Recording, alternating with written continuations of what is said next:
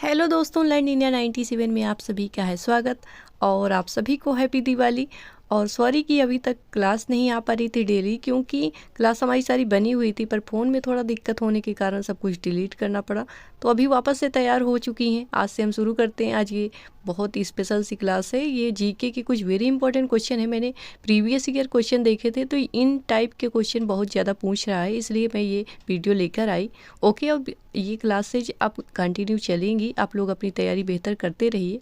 Okay, शुरू करते हैं आज की छोटी सी क्लास को। वेरी इंपॉर्टेंट क्वेश्चन है, और पहली बार आए हो तो सब्सक्राइब कर लीजिएगा, शेयर करें अपने मित्रों के पास, और एक लाइक करके मुझे भी सपोर्ट किया करो। तो हमारा पहला क्वेश्चन है, बंगाल के पहले गवर्नर जनरल कौन है? तो आपको पता होगा, बंगाल के प्रथम गवर्नर जनरल बने थे लॉर्ड हेस्टिंग। याद रखिएगा। अगला क्वेश्चन, भारत में क्रेटर झील का उदाहरण है। हर टाइप के क्वेश्चन मिलेंगे इस वीडियो में, आप लास्ट तक जरूर देखिएगा। आपको एक अंदाज़ा हो जाएगा कि आपकी तैयारी कितनी हो चुकी है। अभी तो लगभग 1 महीने संभवतः बचे हैं आपके पास, हमारे पास भी। तो आप ज़रूर अपना टेस्ट करें, ठीक है।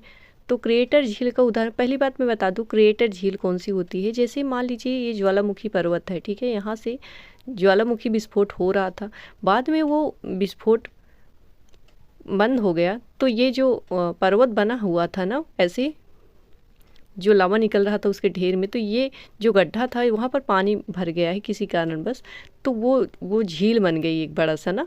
तो झील किसका उदाहरण है? वो क्रेटर झील का उदाहरण है। तो यहाँ पर ये जो लोनार झील है ना, महाराष्ट्र की, तो ये एक क्रेटर झील का उदाहरण है।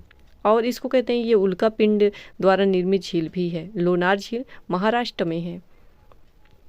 अगला क्वेश्चन है, द्वितीय विश्व युद्ध कब से कब तक हुआ था? तो जो द्वितीय विश्व युद्ध हुआ था, ये 1939 से लेकर 1945 तक हुआ था। ये द्वितीय है। प्रथम की बात करें तो ये 1914 से लेकर 1918 तक ये पहला विश्व युद्ध है। ये डेट भी आप याद रखेंगे, वैसे आपको याद ही होगा, ठीक है। आप स्क्रीनशॉट ले सकते हैं। ये पहला है 1914 से 1918, और 1939 से 1945 तक ये है सेकेंड विश्व युद्ध। अगला क्वेश्चन है, हिटलर का प्रचार मंत्री कौन था?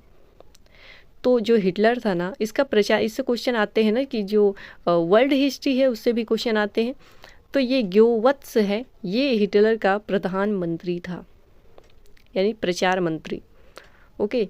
अगला क्वेश्चन, असहयोग आंदोलन, यानी जो 1920 में चला था असहयोग आंदोलन, उस समय भारत का वायसराय कौन था?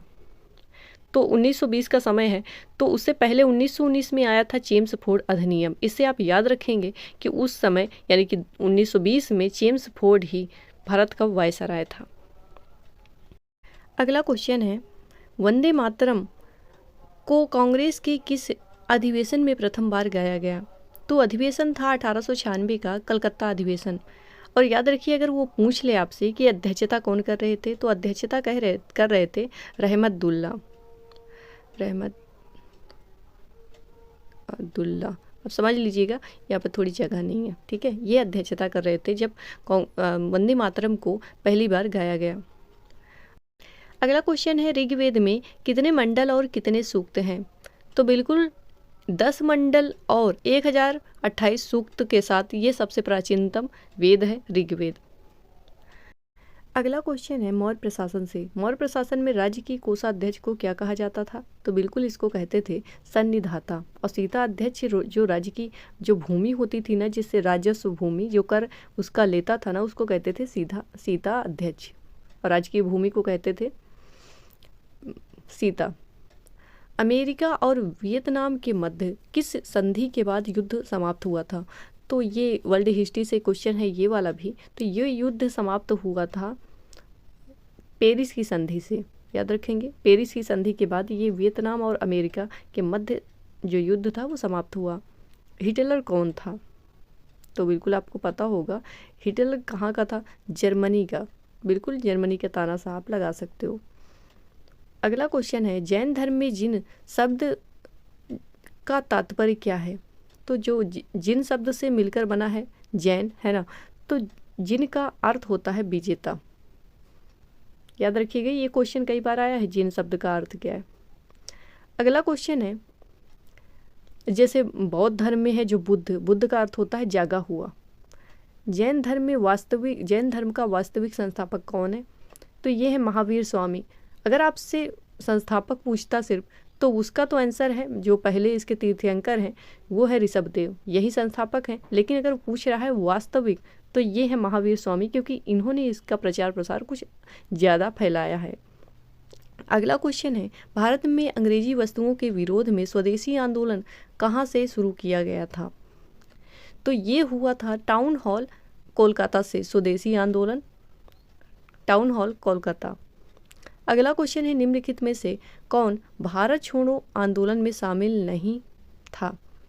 तो भारत छोड़ो आंदोलन की बात चल रही है, इसमें महात्मा गांधी इसीलिए तो वो जेल गए थे, जवाहरलाल नेहरू, सरदार पटेल ये सभी शामिल थे, लेकिन जो भीमराव अंबेडकर जी हैं ये शामिल नहीं थे। ये मतलब जितने भी आंदोलन वैसे हुए थे उनमें भीमराव अंबेडकर जी शामिल नहीं थे। बाकी संविधान के निर्माण में इनका जो योगदान है वो उसकी तो कोई तुलना ही नहीं कर सकता। अगला क्वेश्चन है, भारत की आज़ादी के समय कांग्रेस के अध्यक्ष कौन थे? ये बताना है आपको। बात है 1947 की। उस समय जो अध्यक्ष थे ना कांग्रेस के, वो है JB कृपलानी, याद रखिएगा JB कृपलानी। अगला क्वेश्चन, 1857 की क्रांति की शुरुआत कहाँ से हुई थी? तो इसकी पहली शुरुआत होती है मेरठ से। मेरठ की छावनी में जो सेना थी ना उसने विद्रोह कर दिया था, तो सबसे पहले शुरुआत तो होती है उत्तर प्रदेश की मेरठ से। ओके, एक सेकंड। अगला क्वेश्चन, बिहार में सिल्क सिटी के नाम से जानते हैं? तो बिल्कुल बिहार में सिल्क सिटी के नाम से जाना जाता है अपना भागलपुर। अगला क्वेश्चन, 1857 की क्रांति के समय बिहार से कौन नेतृत्व कर रहा था? तो बिहार से नेतृत्व कर रहे थे हमारे वीर कुंवर सिंह, याद रखिएगा। अगला क्वेश्चन है सम्राट अशोक से, किस अभिलेख में अशोक का नाम अशोक संबोधित है? आपको पता होगा उसने अपने अभिलेखों में जगह जगह जो अभिलेख लिखवाए थे, खुदवाए थे, तो उसमें उनका अलग अलग नाम रहता है। जैसे देवनाम प्रिय भी इनका प्रसिद्ध नाम है और पूछा भी जाता है। देवनाम प्रिय का अर्थ होता है देवताओं का प्रिय, ठीक है। तो ये जो मास्की और गुर्जरा अभिलेख है, बस इन्हीं दोनों अभिलेख में अशोक का नाम अशोक मिलता है, बाकी तो हर जगह कुछ और ही नाम रहते हैं। अगला क्वेश्चन है, बिहार केसरी के नाम से प्रसिद्ध हैं?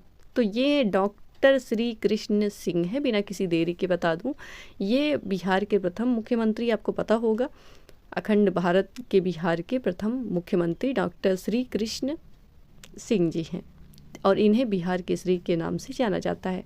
ओके, तो ये छोटी सी क्लास यहीं समाप्त हो जाती है। अब कंटिन्यू क्लास चलेंगी, ऐसा मैं वादा करती हूँ आपसे, और एग्ज़ाम तक अब देखेंगे, जो भी मुझसे हो पाएगा हम ज़रूर करेंगे। आप लोग कमेंट बॉक्स में बताया करो कि आपको किस टॉपिक पर वीडियो चाहिए। ओके, और खुश रहा करो, पढ़ते रहिए। Thank you.